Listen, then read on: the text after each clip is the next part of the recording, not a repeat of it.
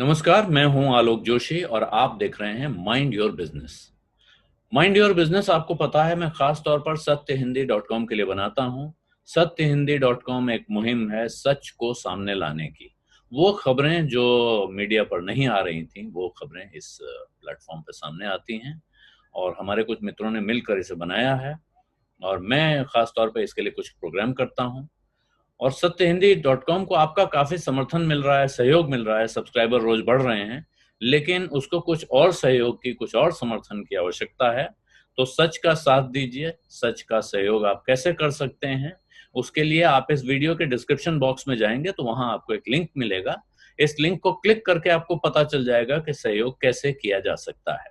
एक आग्रह है आपसे कि इस वीडियो के लिंक अपने मित्रों, परिचितों के साथ जितने ज़्यादा से ज़्यादा संभव है शेयर करें, क्योंकि जो बातचीत हो रही है वो बहुत काम की है और ये सिर्फ हमारे और आपके नहीं, उनके लिए भी बहुत काम की साबित होगी। इस बात का मैं आपको यकीन दिलाता हूँ।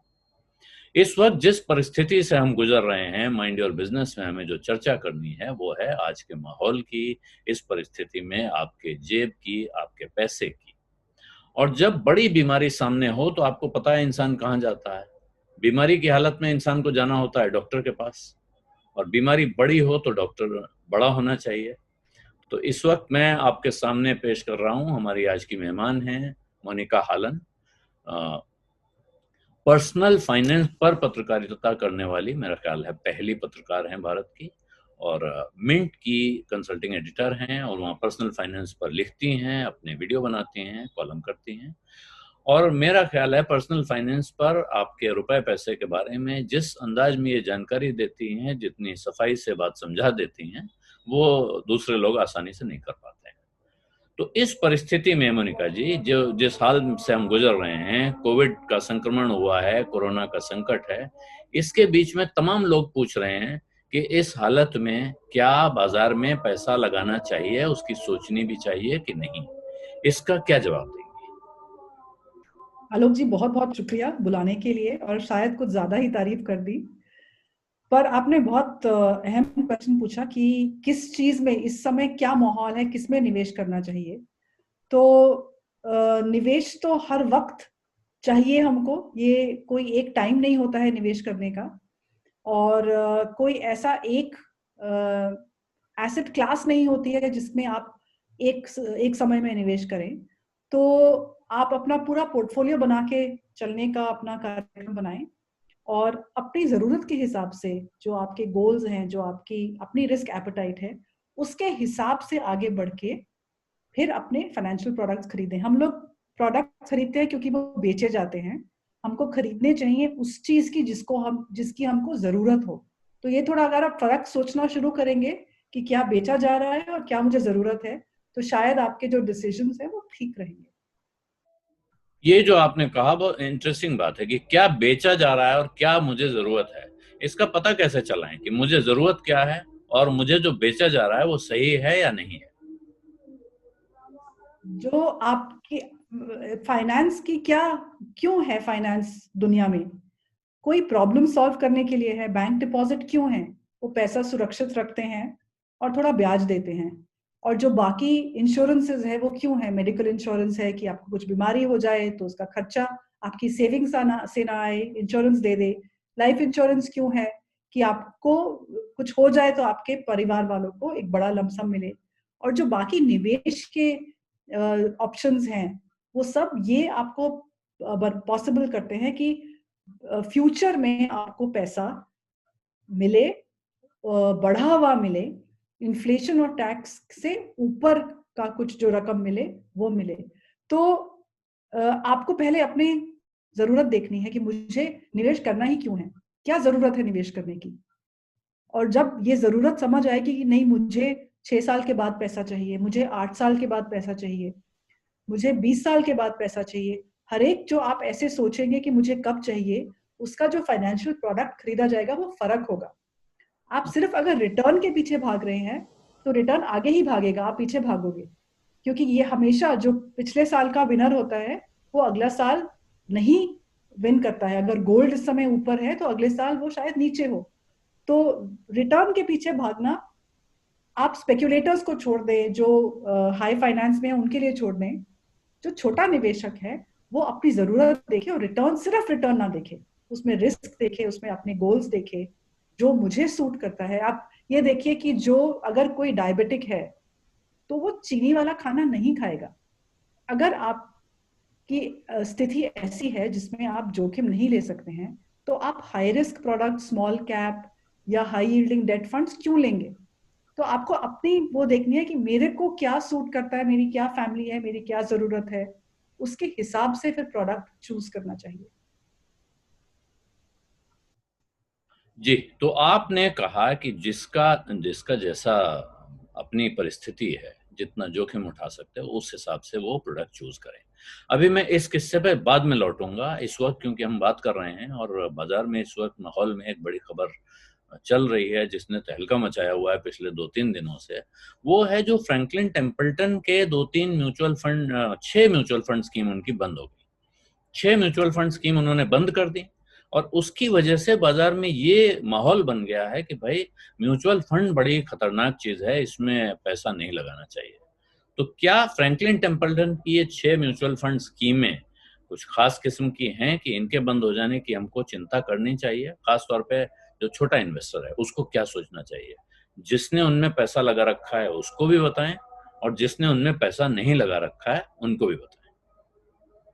तो म्यूचुअल फंड का हर जो एड आता है उसमें ये लिखा होता है, उसमें बोलते हैं कि मार्केट रिस्क है, आप जोखिम है इसमें, आप अपना देख के कि आप निवेश कर सकते हैं कि नहीं, तब जाएं।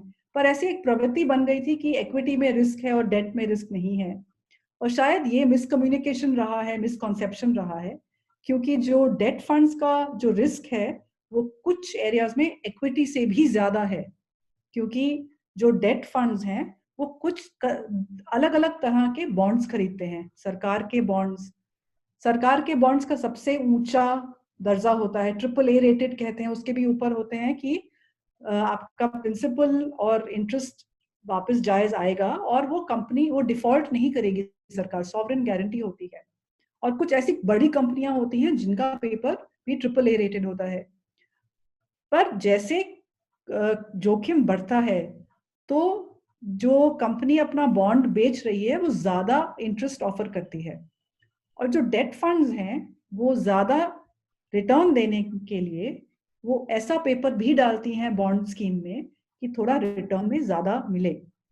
जो टेम्पल्टन की 6 स्कीम्स हैं वो बाजार में आइडेंटिफाइड स्कीम्स हैं कि वो हाई यील्ड का जो प्रोडक्ट है वो ऑफर करते हैं। यील्ड, जो हाई यील्ड है वो हमेशा हाई रिस्क के साथ आती है, और मुझे लगता है सारे जो भी निवेशक उसमें घुसा है या तो उसको पता था या फिर उसको मिस सेल किया गया कि आप खरीद लें, इसमें जोखिम नहीं है, देखो रिटर्न कितना ज्यादा है।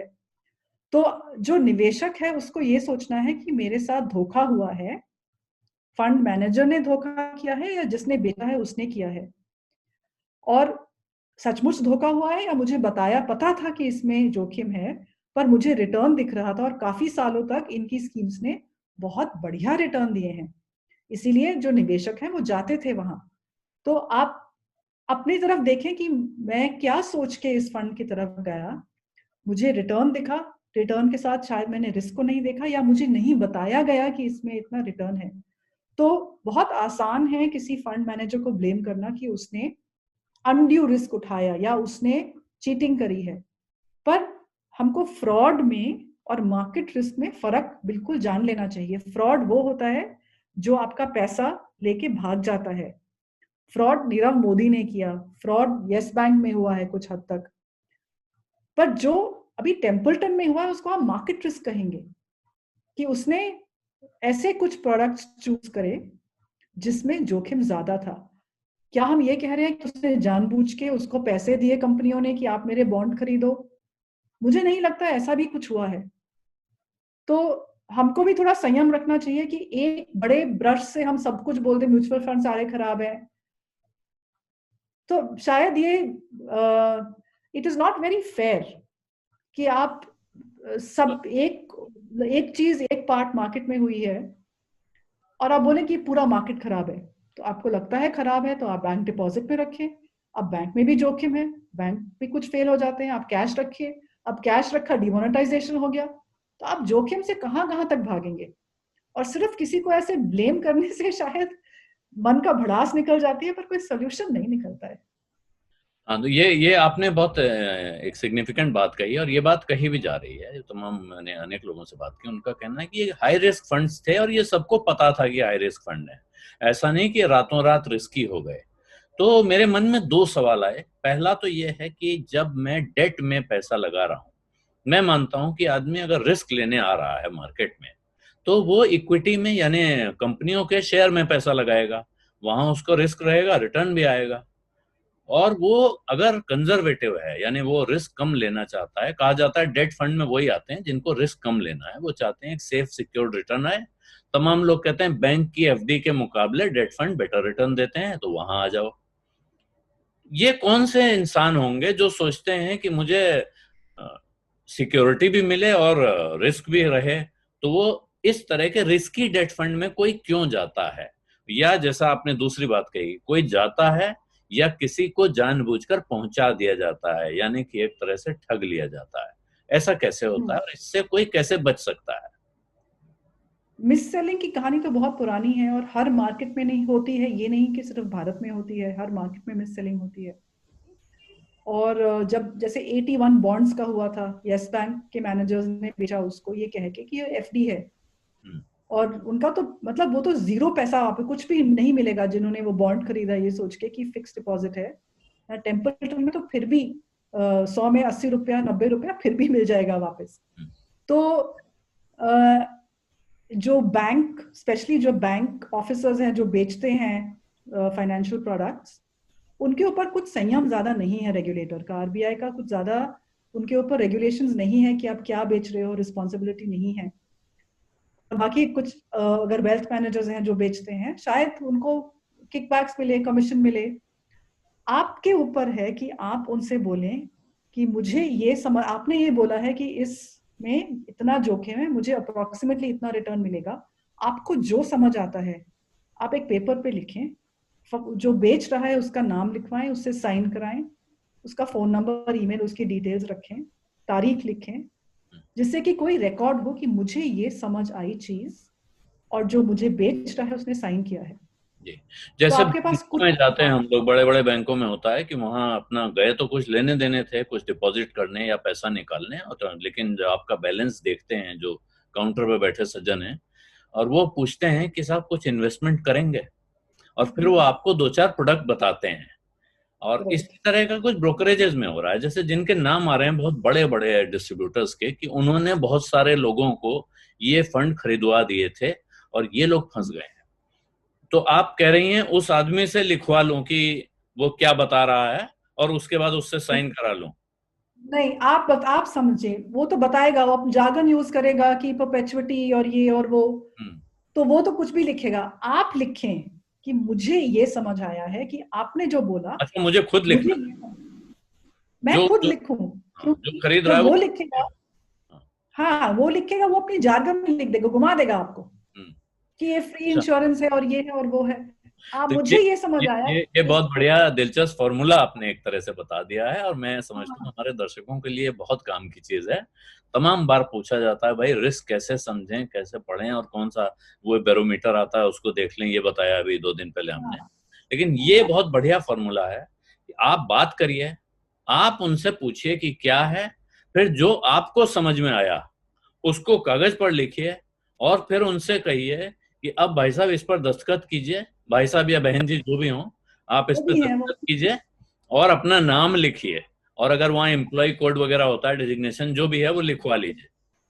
क्या ये लिख के दे देंगे आराम से? 9 10 में से 9 नहीं लिखेंगे, और अगर वो नहीं लिख रहे हैं तो आप नहीं खरीदेंगे। तो ये क्योंकि इसमें अगर आपकी बात उसको ये है इतना कि वो भरोसा लिखवा नहीं है, लेना, कागज लिखवा लेना पर्पज नहीं है, समझने का पर्पज है कि वो बिल्कुल आदमी अगर आपको ठगने जा रहा है तो वो आपको लिख कभी साइन नहीं नहीं करेगा वो। देगा, साइन नहीं करेगा, और जिस जिस चीज पर वो आदमी साइन करने को तैयार नहीं है वो आपको नहीं खरीदना है। नहीं खरीदेगा। आप अगर फिक्स डिपॉजिट करने जा रहे हैं तो वो लिख के दे देगा ना कि 6% मिल रहा है, अब 5.5 मिल रहा है, लिख देगा ना वो। हम्म, इसमें लिखने में क्या प्रॉब्लम है कि ये जो प्रोडक्ट है इसमें जोखिम नहीं है, अगर आपको ये समझ आया है, या जी, जोखिम है, बहुत ज्यादा जोखिम नहीं है, ये हो सकता है इसकी वैल्यू 0 हो जाए या आधी रह जाए, मुझे जो समझ आता है मैं लिख के देती हूँ, और वो आप नहीं साइन करता है तो आपने वो प्रोडक्ट नहीं लेना है। जी, तो ये असल में आपने बताया, अभी तो हम लोग म्यूचुअल फंड की बात कर रहे हैं, लेकिन आम तौर पर वो होती हैं, वहाँ स्कीमें मिल रही होती हैं जो यूनिट लिंक्ड इंश्योरेंस प्लान होते हैं, आमतौर पे यूलिप या ईएलएसएस जैसी चीजें। कहा जाता है कि एक इन्वेस्टमेंट प्लान आया है, जबकि वो होता है इंश्योरेंस प्लान है, और उसके करेक्ट। साथ वो आमतौर पे वो रिटर्न, बहुत सारे लोग, मैंने खुद शुरू में लिए हैं और मेरे जानने वाले बहुत सारे लोग ऐसी स्कीम सर्टिफिकेट लेके आते हैं कि भाई ये लिया है, और इसमें वो बैंक में गए थे, मैनेजर साहब ने कहा कि ले लीजिए बहुत अच्छा है, अंत में पाते हैं कि हाथ में कुछ आता नहीं है। तो उस नहीं तरह आता की है। स्कीमों से बचने के लिए ये बहुत अच्छा तरीका है। आप जैसे ही वो आदमी लिख के देने से इनकार करे, आप समझ जाइए कि इस चक्कर में बिल्कुल नहीं पड़ना है। अब ये वो लेकिन, एफडी में ज्यादा सेफ जी, है आपका पैसा, और एफडी खरीदने में कोई शर्म नहीं है। तो जो कहते हैं कि हाँ हाई रिस्क, बहुत अच्छा है रिटर्न मिलना, पर आपको समझ आना चाहिए कि हायर रिटर्न के साथ हायर रिस्क आएगा ही आएगा। कोई फ्री लंच नहीं है, मुफ्त का खाना फाइनेंस में नहीं मिलता है। जी, तो बिना रिस्क के आपको return, no risk no return कहा जाता है। अगर आप रिस्क नहीं लेंगे तो आपको रिटर्न नहीं मिलेगा, थोड़ा रिस्क लेंगे थोड़ा रिटर्न मिलेगा, ज्यादा रिस्क लेंगे तो ज्यादा रिटर्न मिलेगा, और अगर आप ज्यादा मिल रिटर्न सकता के लालच में हैं तो आपको है। ज्यादा रिस्क लेना पड़ेगा। और वही इस फंड के मैनेजरों ने किया। जो 6 फंड अभी बैठ गए हैं, इस फंड के मैनेजरों ने ज्यादा रिस्क लिया, ऐसा उनके डॉक्यूमेंट्स में लिखा हुआ था कि वो ज्यादा रिस्क ले रहे हैं। समझदार लोगों को पता था। उनके पास, हो सकता है किसी के पास 100 करोड़ रुपया था, उसमें से उसने 1 करोड़ रुपए ऐसे एक फंड में लगा रखा था। लेकिन अगर आपके पास सिर्फ 10 लाख रुपए थे और आपने उसमें 10 ही लाख लगा दिए, तो अब अपनी मुसीबत के लिए जिम्मेदार तो आप खुद ही हैं, कोई और इसमें आपकी मदद कर नहीं सकता है।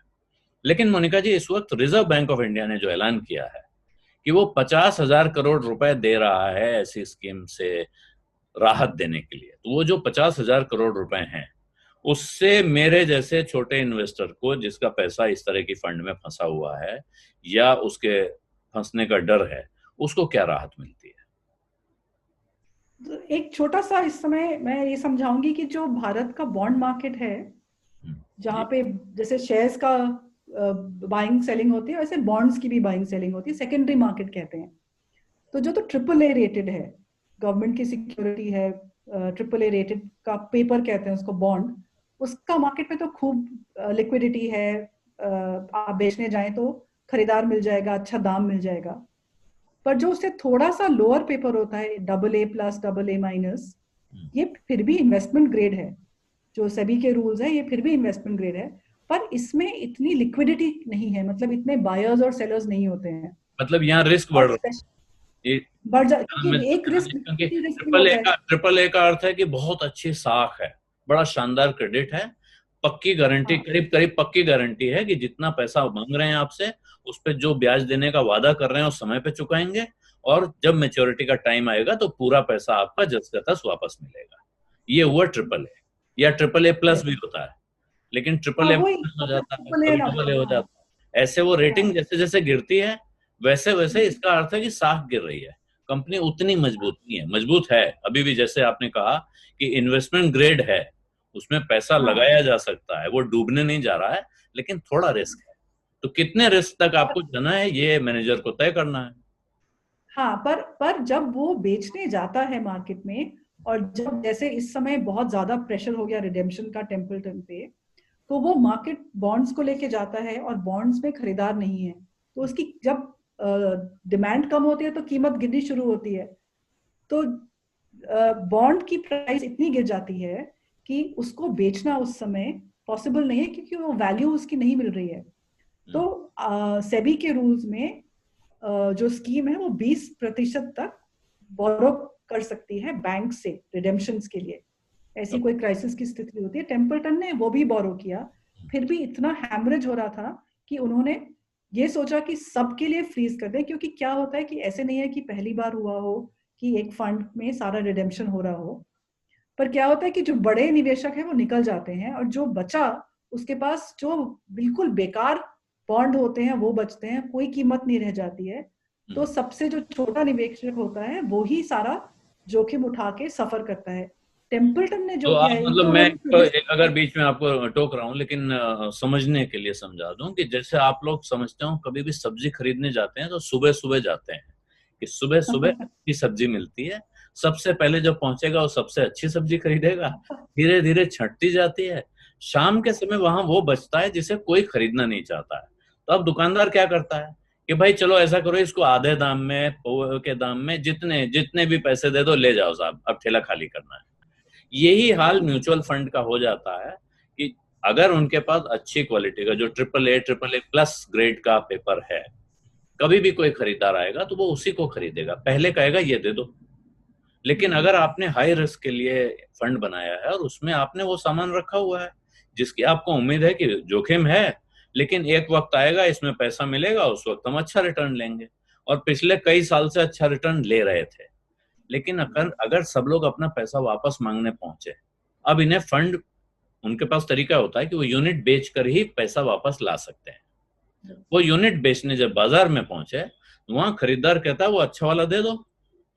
तो अच्छे वाले, आपका खराब पेपर बिकेगा नहीं, आप अच्छा वाला बेचते जाएंगे, तो अंत में उस फंड का हाल उसी ठेले की तरह हो जाएगा जिसमें सिर्फ वो सब्जी बची है जिसे कोई खरीदना नहीं चाहता है। ऐसे में जो बचे हुए निवेशक हैं, जो शुरू में सयाने लोग थे वो निकल गए, जो बचे हुए हैं उनके पास जो पैसा बचेगा वो बहुत खराब बचेगा। इसलिए मेरा ख्याल है, ये अब आप इस पे अपनी राय दीजिएगा, मुझे लगता है कि फंड मैनेजरों ने एक जगह जाकर ये फैसला किया कि अब जितना है यहाँ पर रोक रहे हैं, आज की तारीख से हमारा, आज हम सब्जी बेचना बंद कर रहे हैं, अब जो कुछ है इसका खरीदार ढूंढेंगे, इसको सबको बेच देंगे और उसके बाद सबको बराबर पैसा बांटेंगे, बजाय इसके कि आज कुछ लोगों को अच्छा पैसा मिल जाए और जो बचे, जो शायद हम पर भरोसा कर रहे हैं, जो शायद आज रिएक्ट नहीं कर पा रहे हैं या जिनको पता नहीं है कि बाजार में क्या हो रहा है, अंत में उनके हाथ में कुछ ना लगे। इससे अच्छा है कि आज हम स्कीम बंद करें और आखिर में सबको बराबर पैसा बांट दें।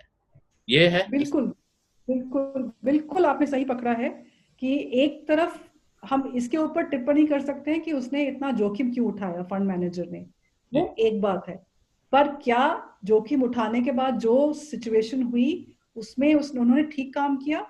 तो हाँ, उन्होंने ठीक काम किया, क्योंकि इससे जो छोटा निवेशक है वो, नहीं तो वो सड़ी हुई सब्जी लेके वो उसके साथ बैठ जाता और बाकी सब लोग निकल जाते। तो ये हुआ इस स्थिति का। लेकिन अब जो इसमें लोगों के मन में सवाल आ रहे हैं, वो लोग दो बातें पूछ रहे हैं। एक तो कह रहे हैं साहब क्या फ्रैंकलिन टेम्पल्टन फंड गड़बड़ है, इसकी किसी भी स्कीम में पैसा नहीं रखना चाहिए, जबकि मुझे ऐसा ध्यान है, मेरा अपना खुद का इन्वेस्टमेंट है, कि उसकी स्कीम्स काफी लंबे समय तक काफी अच्छे रिटर्न्स, और खास तौर पर उसकी इक्विटी स्कीम्स।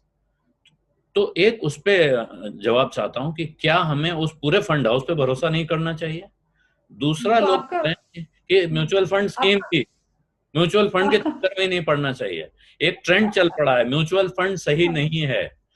हाँ हाँ, नहीं, आपका जो ठेले वाला एग्जाम्पल है वो बहुत अच्छा है, उसी को मैं आगे बढ़ाती हूँ कि जैसे पूरे ठेले में आप ये समझें कि उसके सिर्फ जो टमाटर हैं वो खराब हो गए हैं, हम्म, बाकी सब्जी ठीक है। जी, तो क्या सारा ठेला फेंकेगा वो, या सिर्फ टमाटर निकाल के बाहर कर देगा? तो टेम्पल्टन की बाकी स्कीम्स है, जैसे आपने कहा, इक्विटी स्कीम्स की 20-25 साल की हिस्ट्री है, अच्छा रिटर्न दिया है। और जो जोखिम आया है वो डेट फंड्स की कुछ स्कीम्स में आया है, सब में नहीं आया है। और इक्विटी स्कीम्स में जो फंड ऑफ फंड्स थे उनको भी फ्रीज किया गया है क्योंकि उसमें डेट का पार्ट था। हम्म, बट जो इक्विटी स्कीम्स है उसमें नहीं आया है, जो डेट का रिस्क है वो उसमें नहीं आया है। अब अगर इक्विटी मार्केट्स गिरते रहते हैं तो वो मार्केट रिस्क हुआ, और उसमें सिर्फ टेम्पल्टन नहीं, सारे फंड हाउसेस में भी जोखिम हो सकता है। और जहां तक ये बात है कि आप ब्रॉड ब्रश से कह रहे हैं म्यूचुअल फंड सही नहीं है, हम्म, तो ये शायद जो निवेशक है उसको सोचना चाहिए कि मैं क्या सोच के म्यूचुअल फंड खरीदा था, हम्म, कि इसमें किस चीज का रिस्क है। इसमें रिस्क ऑफ फ्रॉड नहीं है, जो कोई पैसा लेके भाग जाएगा। आज तक कोई ऐसा म्यूचुअल फंड नहीं है जिसमें पैसा लेके कोई भागा हो। ऑफलाइन फाइनेंस हुआ है क्या, ट्रेड क्या, मतलब दसियों चीजें आके चली गई जो पूरा आपका पैसा लेके भाग गई हैं। हम्म, पर जो इसके रूल्स हैं उसमें ऐसा है कि कोई पैसा लेके भाग नहीं सकता, तो रिस्क ऑफ फ्रॉड नहीं है। आपके पास क्या है? मार्केट रिस्क है। और मार्केट रिस्क है, मार्केट ऊपर और नीचे जाता है, एक वो रिस्क है। और एक होता है फंड मैनेजर रिस्क, कि जो फंड मैनेजर शेयर्स की चॉइस कर रहा है, डेट प्रोडक्ट्स की चॉइस कर रहा है, उसके शायद डिसीजंस गलत चले जाएं।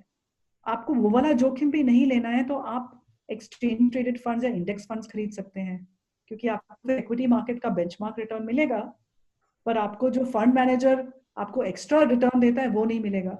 तो मेरी सिर्फ ये प्रॉब्लम है कि जब तो मार्केट तेजी में होते हैं तो हर एक फोन करके पूछता है स्मॉल कैप बताएं, स्मॉल कैप बताएं, क्योंकि वो बढ़ रहे होते हैं। और जैसे ही कुछ प्रॉब्लम होती है तो सारे फंड्स खराब हैं। तो अगर आपको लगता है कि फंड्स खराब हैं, जोखिम है, ज्यादा है, तो अपना रात की नींद खोने से अच्छा है कि आप फिक्स डिपॉजिट में रहें। उसमें कोई शर्म की बात नहीं है फिक्स डिपॉजिट में रहना।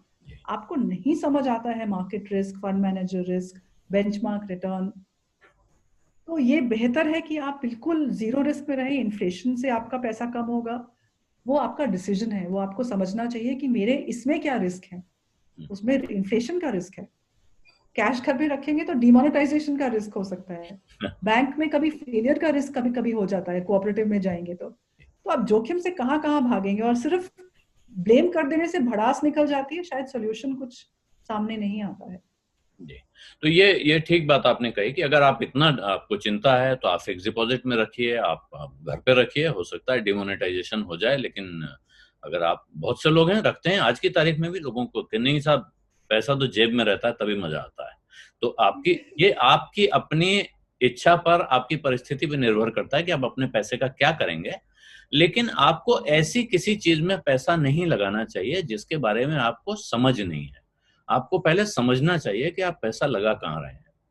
और अब जो बात मैं आपसे शुरू में पूछ रहा था, ये बीच में क्योंकि फ्रैंकलिन टेम्पल्टन के किस्से से आगे बढ़ते बढ़ते यहाँ पहुंच गए, लेकिन शुरू में बात ये हो रही थी, क्या इस परिस्थिति में शेयर बाजार में, इक्विटी में पैसा लगाना ठीक है?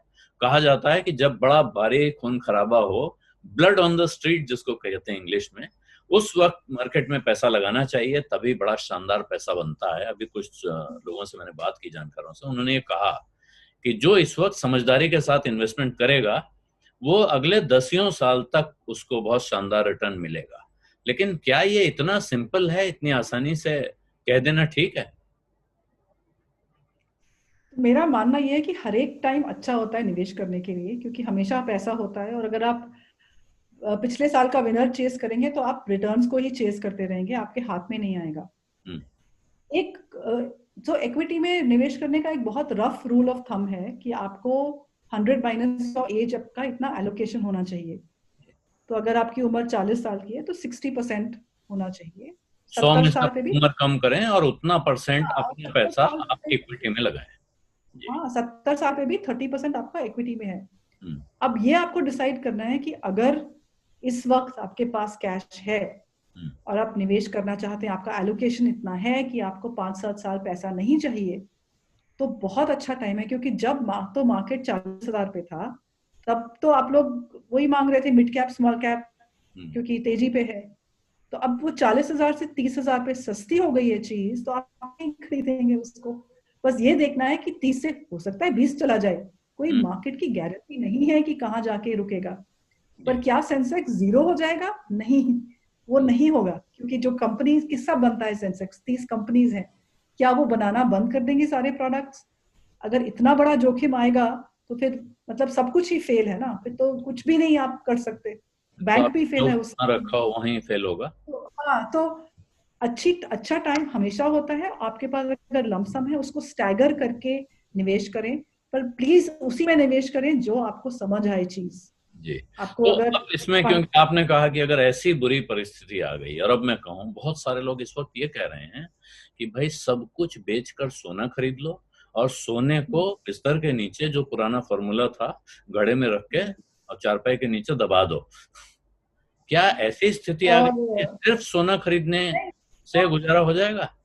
नहीं तो, और पर जोखिम तो उसमें भी है। अब तो जान का जोखिम है, क्योंकि बाजू वाले को पता है, उसने प्रेस वाले को बताया, उसने चोर को बताया, वो आके सोना तो ले गया, मार भी गया आपको। तो जोखिम तो हर जगह है, आप भाग नहीं सकते हैं जोखिम से। अलग अलग तरह का जोखिम है, तो आपको ये देखना है आपको कौन सा जोखिम समझ आता है और लोग क्या ले सकते हैं। ये वाला जोखिम भूल गए हैं असल में। बहुत पुराने समय में सबको याद रहता था, इस वक्त हाँ, भूल तो गए।